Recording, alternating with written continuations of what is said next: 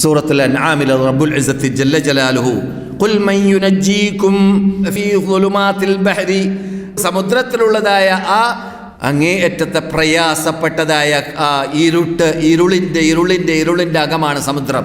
അവിടുന്നൊക്കെ നിങ്ങൾ പ്രയാസപ്പെടുന്ന സമയത്ത് നിങ്ങളെ രക്ഷപ്പെടുത്തുന്ന റബ്ബാര് ആരാണ് നിങ്ങളെ രക്ഷപ്പെടുത്തുന്നത്? അതുപോലെ തന്നെ നിങ്ങൾക്കുള്ളതായ പ്രയാസങ്ങൾ, കഷ്ടതകൾ നിങ്ങൾക്ക് അനുഭവിക്കുന്ന സന്ദർഭത്തിൽ നിങ്ങളെ ആ കഷ്ടതകളിൽ നിന്നിട്ട് മോചിപ്പിക്കുന്ന റബ്ബ് ആരാണ് എന്നൊക്കെ പറഞ്ഞുകൊണ്ട് സൂറത്തുൽ അൻആമിൽ കുറേ അള്ളാഹുവിൻ്റെ വിശേഷതകൾ, അള്ളാഹുവിൻ്റെ കഴിവുകൽപ്പുകൾ, അവിടെയെല്ലാം പ്രവർത്തിക്കുന്നത് അള്ളാഹു മാത്രമാണ്, മറ്റാർക്കും അവരുടെ ആരുടെയും കഴിവുകൽപ്പ് അവിടെ പ്രവർത്തിക്കുന്നില്ല എന്ന് സ്ഥാപിച്ചുകൊണ്ട് അള്ളാഹു സുബ്ഹാനഹു വ തആല അവസാനമായി പറയുന്നൊരു ശൈലിയുണ്ട്. ഖുൽ ഹുവൽ ഖാദിറു അലാ അൻ യബ്അസ അലൈക്കും അദാബൻ മിൻ ഫൗഖിക്കും ഔ മിൻ തഹ്തി അർജുലിക്കും. നിങ്ങൾ ഈ തൗഹീദിലേക്ക് ജനങ്ങളെ ക്ഷണിക്കുന്ന കാര്യം വേണ്ട എന്ന് വെക്കുകയാണെങ്കിൽ, ഈ കാര്യം നിങ്ങൾ ഉൾക്കൊള്ളുന്നില്ലെങ്കിൽ, ഇതുവരെ പറഞ്ഞ ആയത്തിലുള്ള അള്ളാഹു മാത്രമാണ് പ്രശ്നം പരിഹരിക്കാൻ, അള്ളാഹുവിനെ കൊണ്ട് മാത്രമാണ് നിങ്ങളുടെ എല്ലാ കാര്യങ്ങൾ കൈയാളാൻ, പ്രത്യേകിച്ച് അള്ളാഹു മാത്രം കൈയാളാൻ വേണ്ടി ഏറ്റെടുത്ത കാര്യങ്ങൾ അവിടെ ആരെയും ഇടപെടുത്താൻ പാടുള്ളതല്ല എന്ന തത്വങ്ങളൊക്കെ പറഞ്ഞ് തൗഹീദിന്റെ മജ്ജ പരിചയപ്പെടുത്തിയ ശേഷം നിങ്ങൾ ഇനിമേലിൽ ഇത് നിങ്ങൾ ഉൾക്കൊള്ളുന്നില്ലെങ്കിലും, ഇത് നിങ്ങൾ ജനങ്ങളിലേക്ക് എത്തിക്കുന്നില്ലെങ്കിലും എന്താണ് സംഭവിക്കുക? ഹുവൽ ഖാദിറു അലാ അൻ യബ്അസ അലൈക്കും അദാബൻ മിൻ ഫൗഖിക്കും. നിങ്ങൾക്ക് മീതേ നിന്ന് അള്ളാഹു മറ്റുള്ള സമൂഹങ്ങളെ നശിപ്പിച്ചതുപോലെ, നമുക്കിറങ്ങുന്ന ആയത്താണ്, നമുക്കിറങ്ങിയ ഖുർആനാണ്, നമ്മളോട് പറയുകയാണ് എന്ത്?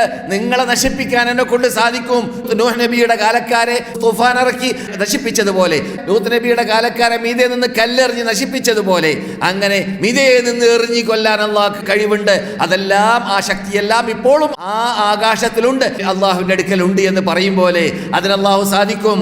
അല്ലെങ്കിലോ ഔ മിൻ തഹ്തി അർജുലിക്കും, അല്ലെങ്കിൽ നിങ്ങളുടെ താഴെ നിന്ന് ഭൂമിയിൽ നിന്നിട്ട് ഭൂമി കിലുക്കത്തിലൂടെ, ഭൂമി പിളരലിലൂടെ ഖാറൂനിനെ നശിപ്പിച്ചതുപോലെ നിങ്ങളെ നശിപ്പിക്കാനും അള്ളാഹിനെ കൊണ്ട് സാധിക്കും.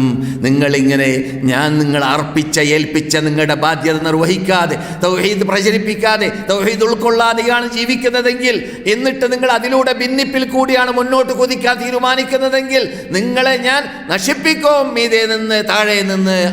അള്ളാഹു പറയുന്നു, നിങ്ങളെ ശിക്ഷകൾ ഇറക്കി കൊണ്ട് നശിപ്പിക്കും. ഔ യൽബിസകും ശിയാ, അല്ലെങ്കിൽ നിങ്ങളെ ഞാൻ നശിപ്പിക്കും നിങ്ങളുടെ ഇടയിൽ ഭിന്നിപ്പുണ്ടാക്കി. അപ്പോൾ ഭിന്നിപ്പ് എന്നത് യഥാർത്ഥത്തിൽ ഈ ആദർശം വിട്ട് കളിക്കുന്നവർക്ക് അള്ളാഹു നൽകുന്ന ശിക്ഷയാണ് എന്നർത്ഥം. ഖുർആനാണ് ഔ യൽബിസകും ശിയഅൻ വയുദീഖ ബഅദകും ബഅസ ബഅദ്. എന്നിട്ടോ നിങ്ങൾ പരസ്പരം അങ്ങുമിങ്ങും ആക്ഷേപിക്കുകയും ശകാരിക്കുകയും ചീത്ത പറയുകയും ഗീബത്ത് പറയുകയും നമീമത്ത് പറയുകയും സ്റ്റേജ് കെട്ടുകയും കാഫറാക്കുകയും അങ്ങുമിങ്ങും ചീത്ത പറയുകയും, എന്നിട്ട് നിങ്ങൾ ആദർശത്തിൽ അടിയുറക്കുക എന്ന തത്വം വേണ്ട എന്ന് വെക്കുമ്പോൾ നിങ്ങളെ ഞാൻ ഭിന്നിപ്പിലൂടെ ശിക്ഷിക്കും. അപ്പോൾ ഭിന്നിപ്പൊരു ശിക്ഷയായിട്ടാണ് ഖുർആൻ ഈ സൂറത്തുൽ അൻആമിലുള്ള ആയത്തിലൂടെ നമുക്ക് പഠിപ്പിക്കുന്നത്. അത്രയും വലിയ അപകടമാണ് ഭിന്നിപ്പ്. അതുകൊണ്ട് അങ്ങനെയുള്ള ഭിന്നിപ്പ് ഒഴിവാക്കി ഇസ്ലാം ഉദ്ദേശിക്കുന്ന ഐക്യത്തിലേക്കാണ് നാം ചെല്ലേണ്ടത്. ആ ഐക്യമാണ് നമ്മുടെ ഇന്നത്തെ വിഷയം. അപ്പോൾ യഥാർത്ഥത്തിൽ നാം മറ്റു രൂപത്തിലുള്ള ഭൗതിക നേട്ടങ്ങൾക്ക് വേണ്ടിയുള്ള, രാഷ്ട്രീയ പ്രശ്നങ്ങൾക്ക് വേണ്ടിയുള്ള, അല്ലെങ്കിൽ നമ്മുടെ പ്രശ്നങ്ങൾ വീണ്ടെടുക്കാൻ വേണ്ടിയുള്ള ഒരുമിച്ച് കൂടൽ, അതൊക്കെ ഒരുമിച്ച് കൂടിക്കോളീൻ ഇസ്ലാം കൽപ്പിച്ച രൂപത്തിലുള്ള ഒരുമിച്ച് കൂടലാണെങ്കിൽ, ഏകീകരിച്ചോളീൻ ഇസ്ലാം കൽപ്പിച്ച രൂപത്തിലുള്ള ഏകീകരണമാണെങ്കിൽ അതിലൊന്നും ഇസ്ലാം വിരോധിക്കുന്നില്ല. പക്ഷേ ഇവിടെ അള്ളാഹ് ഉദ്ദേശിച്ച ലക്ഷ്യം, അള്ളാഹ് ഉദ്ദേശിച്ച ആ ഒരുമിച്ച് കൂടൽ, ഇതൊന്നും അല്ല. ഇതൊക്കെ ഭൗതിക നേട്ടങ്ങൾക്ക് വേണ്ടി മാത്രമുള്ളതാണ്. പക്ഷേ അള്ളാഹ് ഉദ്ദേശിക്കുന്നത് ഹബിലില്ലയുടെ ബേക്കിലാണ് നടക്കുക, അള്ളാഹുവിൻ്റെ ആദർശത്തിൻ്റെ ബേക്കിലാണ് നടക്കുക, അള്ളാഹു കൊണ്ടുവന്നതായ ഖുർആനിൻ്റെ ബേക്കിലാണ് നടക്കുക, അള്ളാഹു ഭൂമിയിലേക്ക് ഇറക്കിയതായ റസൂലുള്ളാഹി സ്വല്ലല്ലാഹു അലൈഹി വസല്ലമിൻ്റെ കയ്യാലെ നമ്മളിലേക്ക് എത്തിയതായ വിശുദ്ധ ഖുർആനാകുന്ന ലോകാത്ഭുത ഗ്രന്ഥത്തിൻ്റെ ബേക്കിലാണ് നടക്കുക.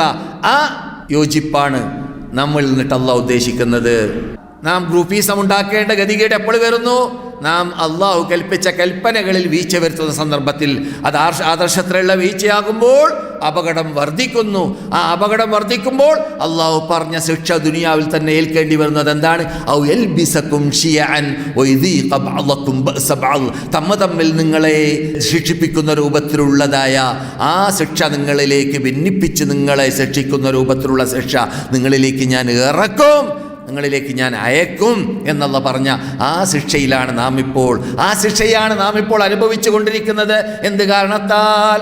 ആദർശത്തിലുള്ള വ്യതിയാനവും അള്ളാഹ് നിർത്തിയ സ്ഥലത്ത് നിൽക്കാതിരിക്കുകയും അള്ളാഹുവിൻ്റെ പിടികയറാകുന്ന ആ തൗഹീദിന്റെ ബേക്കിൽ മുസ്ലിം ലോകത്തിലിട്ട് ബഹുഭൂരിപക്ഷം അണിനിരക്കാതിരിക്കൽ കൊണ്ടും വന്നതായ അപകടമാണ്. അവിടുന്ന് മോചിക്കണം, അവിടുന്ന് രക്ഷപ്പെടണം.